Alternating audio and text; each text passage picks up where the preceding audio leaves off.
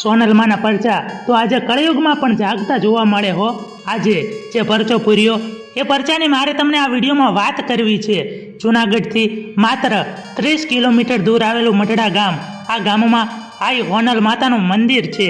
700 માણસોની વસ્તી ધરાવતું આ ગામ લાખો ભક્તોની આસ્થાનું પરબધામ છે. દિવસ હોય કે રાત, ઠંડી હોય કે ગરમી અને વરસાદ પણ ધોધમાર કેમ ન વરસતો હોય, તોય ભક્તો આ તકલીફોને હસતા હસતા સહન કરી અને આ મંદિરે આઈના દર્શન માટે ઉમટી પડે હો. લાખો ભક્તોની આસ્થાનું છે પરબધામ. મંદિરમાં બિરાજિત આઈ સોનલમાની મૂર્તના દર્શન કરવા માટે દરરોજ ભક્તોની નિરંતર આવન જાવન રહે છે. 20 જેટલા વીઘામાં ફેલાયેલા મંદિર ભક્તના મનમાં વસ્તુ પરબધામ છે.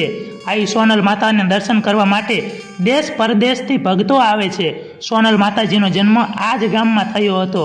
માતાજીએ એક સામાન્ય મનુષ્યની જેમ જ જન્મ લીધો અને સંસારમાં અનેક લોકોનું કલ્યાણ કર્યું છે. સોનલ માતાજીના ભક્તો દુનિયાભરમાં ફેલાયેલા છે. આ તમામ ભક્તો માતાજી પર અપાર શ્રદ્ધા ધરાવે છે. માતાજીના એક હુકમ વગર કોઈ કામ કરતા નથી. ભક્તો માતાજીના દર્શન પામી અને ધન્ય થાય છે. મઢડા ગામમાં છેલ્લા કેટલાય વર્ષોથી અહીં હરિહરનો સાદ પડે એટલે કે સદાવ્રત ચલાવાય છે. કોઈ ભૂખ્યું જતું નથી અને કોઈને સંસારનું દુઃખ રહેતું નથી. સવાર સાંજ મંદિરમાં આરતી થાય છે. ભક્તો આરતીના દર્શન કરી ધન્યતા અનુભવે છે. આ ગામમાં સ્થાનિક લોકો પણ માતાજીની આરતીમાં દરરોજ દર્શન કરવા આવે છે. માતાજીના દર્શન માટે તમામ જ્ઞાતિના લોકો આવે છે. પોહ મહિનાની સુદ બીજે માતાજીનો જન્મદિવસ આખી દુનિયામાં ઉજવાય છે. માતાજીનો જન્મદિવસ લોકો સોનલ બીચ તરીકે પણ ઉજવે છે. મઢડાથી માંડી મેનબોલ, અમદાવાદથી માંડી ઇંગ્લેન્ડ સુધી આવી સોનલ માતાજીનો જન્મદિવસ દર વર્ષે ધામધૂમથી ઉજવાય છે. જ્યારે સોનલ બીજ આવે ત્યારે ભક્તો મઢડા અચૂક આવે છે. આવા તો માતાજીના અનેક ભક્તો છે તે તન મન અને ધનથી શ્રદ્ધાથી પોતાનું મસ્તક માતાજીના ચરણોમાં ઝુકાવે છે. માતાજીના દરેક ઉપદેશને માથે ચડાવે છે અને જીવનમાં ઉતારી ધન્યતા અનુભવે છે. મઢડા ગામે બિરાજિત આઈ સોનલમાં ધામનો શું મહિમા છે, ચારણ સમાજ સાથે જોડાયેલું આ મઢડા ગામનું શું મહત્વ છે, આજે મારે તમને એની વાત કરવી છે. મઢડાવાળી આઈ શ્રી સોનલ ધામ માત્ર 653 માણસોની વસ્તી ધરાવતું આ ગામ, જ્યાં જન્મ લીધો એક એવી દિવ્ય આદ્ય શક્તિએ જે ઓળખાયા આઈ શ્રી સોનલ માતાજીના નામે. સાક્ષાત હાજરા હજુર આઈ શ્રી સોનલ માતાના શરણોમાં વસવાટ છે.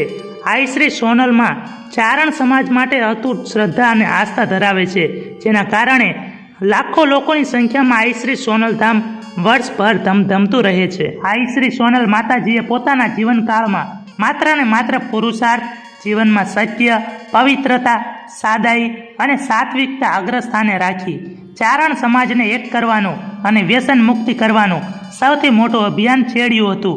ચારણ સમાજ પણ આ દિવ્ય આત્માને ધ્યાનથી સાંભળતા પોતાના જીવનમાં આઈ શ્રી સોનલ માતાજીના પ્રવચનો અને વ્યાખ્યાઓને ઊંડા ઉતારતા.